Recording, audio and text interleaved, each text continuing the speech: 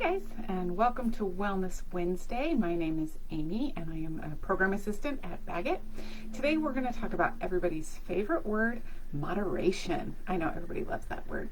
But it's funny, we always think of it as it applies just to one area. In specific, usually we think about food, right? And I know I do because I'm a foodie. I've said that many times before. And I lost 70 pounds over 12 years ago and have kept it off by using moderation. So it actually is a word I kind of like. So moderation, of course, applies to food. There are things that you can kind of go crazy with and have all you want. They're called vegetables.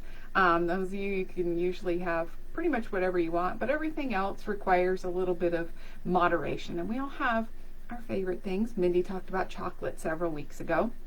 I think it was like National Chocolate Day, and enjoying a little bit. And that's the thing, is we want to be able to have a little bit, and that's part of why I like the word moderation, is it actually does allows me to have everything, just a little bit of it, right? So as it applies to food, it's usually fairly obvious, having a little bit here or there. When I initially lost my weight, I didn't stop eating French fries. I just started getting a small. Did you know things come in a small? Even though they always offer you a large, you can still get a small. And you might pay a few cents more, but it's okay. Over time, it works out with your health, so it's all good. Anyway, so I switched to small. Maybe I was having them every day. I stopped having them every day. I started having them only a few days a week, and now sometimes a whole week goes by and I don't have French fries. And I'm still alive to tell you about it today. It does happen. So it's just learning to kind of work around it. But it applies in a few other areas in our life. I have known, being again kind of in that industry of health and wellness for a while, some people who might go from a food addiction kind of thing, as they say, to an exercise one, to the point that they literally harm their bodies. I mean, I have known people who've been told by doctors, do not run anymore, do not weight lift because of a specific injury at that time. Take your time, heal, and then get back into that activity.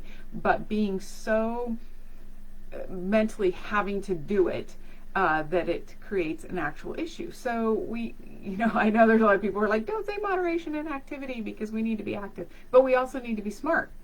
Do what you can, especially as you get started. I know a lot of times we often see somebody else who does something, we think, oh, that would be awesome. And then we want to do what they do. And maybe they've been doing it for 20 years. And we decide on day one, we should be able to keep up with them. I can guarantee you can't on day one. So, you've got to kind of moderate in the beginning and work your way into things. But another way that we, might want to work on that moderation is with our technology. It's interesting. I know somebody who does kind of a traveling ministry, and they were at one recently, and they have a prayer box, and they just ask people to put things in there that they would like them to pray about. And they were surprised at how many people put that they wanted prayer to stop spending so much time on technology.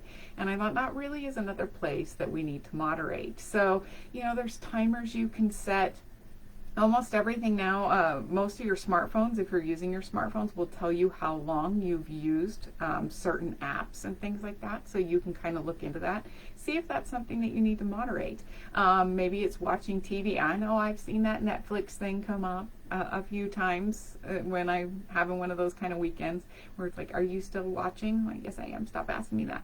But maybe that is the sign that I shouldn't still be watching, and it's time to do something a little bit different. So if you have some ideas on how to help moderate that technology, if you've been kind of working on that, maybe you're doing days where you do no social media for a little while, or you curb the games or the TV or whatever it is, give us some ideas down in the comments there of things that you've done to help with that. But another way we also need to use moderation, and this one can be hard, is saying yes. I know there are those of us who just never say no, but my friend needs help, my so-and-so needs help, and we're always saying yes. And you know why people ask? Because they know you will say yes. And then we overwhelm ourselves, and we have no time for ourselves. We have no time to take care of us because we're taking care of everybody else. Now, I'm not saying that you say no to everybody. I'm saying you use moderation. There are those times that you can help people. You have the time available, you have the resources available, whatever. Those are when you help people. But when you don't, that's when you have to learn how to say no. And I know it's difficult. It's one of those things that we just have to learn that no is a complete sentence, right? So that's something that we need to kind of get into the habit of doing. You can practice it over and over again. Go look in your mirror and just say no, no, no.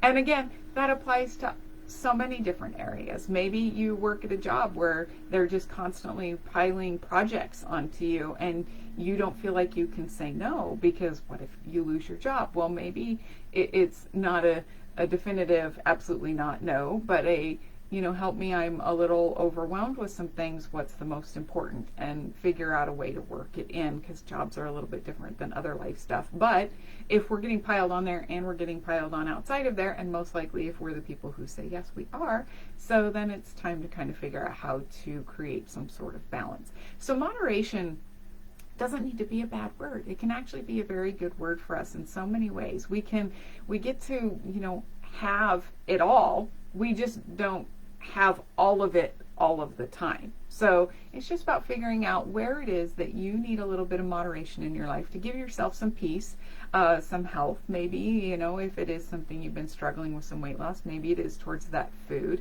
I find that it's funny when you tell people no, if you watch kind of what I call naturally thin people say no when dessert is offered to them, they just say no and the person walks away.